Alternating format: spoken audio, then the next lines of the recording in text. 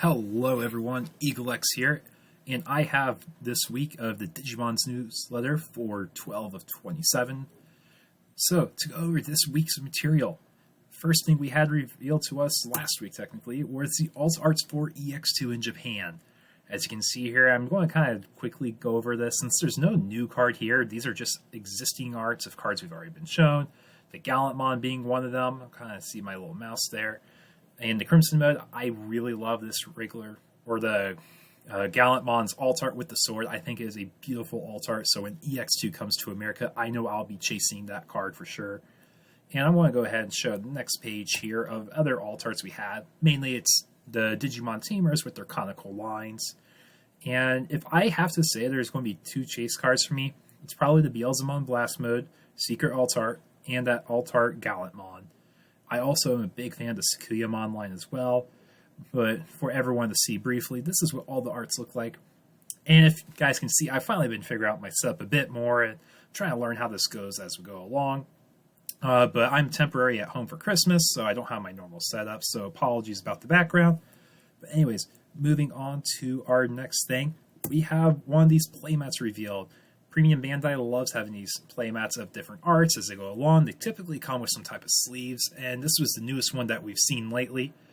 I believe this guy's name is Little Cowlamon, if I recall correctly. I didn't grow up watching Digimon, but I've started to love the show and series in general, and the card game really got me into that Digimon universe. But like always, these playmats are very beautiful. And something I want to point out, this one actually has a memory gauge. So maybe from here on out, Japan, or not Japan, but Premium Bandai will start releasing playmats with that memory gauge, that raising area. Just the zones in general, because I know that's something we've been missing on our current playmats, and we would definitely like to have. Moving on from Japan stuff, though, from what they have to our stuff with EX1. English products, gift boxes. I've seen people have been finding these in their local stores. Now, if you find them, they're typically in quantities and bulk counts of 6, because I believe that's what a sealed box is. These go for $25.99 locally. I picked up some myself, and I have some to share with my locals, because I absolutely love my local scene back in ATX.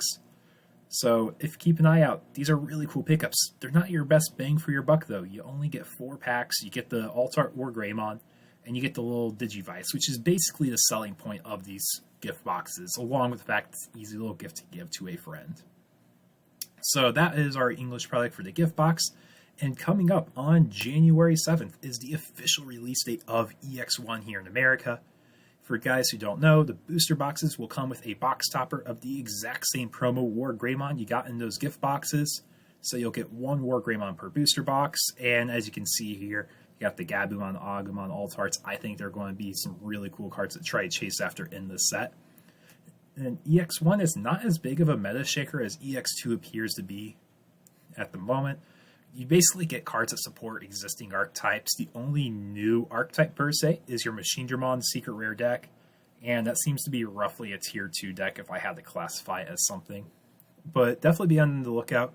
You can easily get your common and uncommon play sets for very cheap in this set, given how small it is. 73 cards in total, 1 secret rare. You should easily be able to get a play set of this entire set very cheap. If I had to put a dollar sign, I'd probably estimate 150 tops to get all the cards besides the secrets, probably. But with that being said, January 7th, that's when you can look in your local game stores, your Walmarts, your Targets, and try to pick up some more of these packs to get that fun adrenaline rush of opening EX1. And moving on to our segment where we talk about the meta over in Japan. For the last 2 weeks, I want to emphasize, hybrids are very strong in Japan. Every time you see a little asterisk on these little figures, that is when that deck has topped, and I believe it is a top 3 in a tournament, a larger tournament at that. So you can see blue hybrids and yellow hybrids are really strong, and Jesmon's still holding on really tight over in Japan. And this last week, we're starting to see a new deck pop up, the D-Reaper archetype from EX2. Is that deck going to be the new meta-breaking Tier 1 deck? Possibly. One of the big highlights of that deck is the D-Reapers actually don't have a level on most of their cards. Actually, I don't think any of the cards. So any removal that specifies levels, it just doesn't do anything to that deck. It becomes almost nullified because of that. And the reason I have a little Pokemon here emphasized in the middle is because the hybrid decks that are overperforming in Japan. As you see, like the majority of the decks, like 16 decks, 15 decks, 17 decks, 15 decks, they're all hybrid oriented. So be ready to buckle down, get your hybrid support cards you need now, as it will be very impactful in our future meta. Moving on to the English meta, though. We have all our top 16 decks for all three regionals for December. And if you have not been paying attention, Gabumon has been taking control of most of the meta. It hasn't won any of the tournaments yet, but it's really relevant in our top 16. If we go back to the Karika Magica regional, that's when Dan Vang won with Jesmon. If we go to the TAC regional, Three Musketeers actually won that regional. And the Core regional was won by Lord Nightmon by Dan Vang as well. So keep an eye out. If you don't have any cards yet, the markets have been rising a lot for the meta-relevant decks, and it seems that Jesmon's kind of been falling off in this pre-starter deck meta. I do predict that with the starter decks out and official for legal use in tournaments in English, that we can see Jesmon go up in popularity as you have that red memory boost to help with consistency. As you have some of your other niche red options, I think Lightning Joust or Joust Blade is one of them that's used a bit more often to really put on more pressure.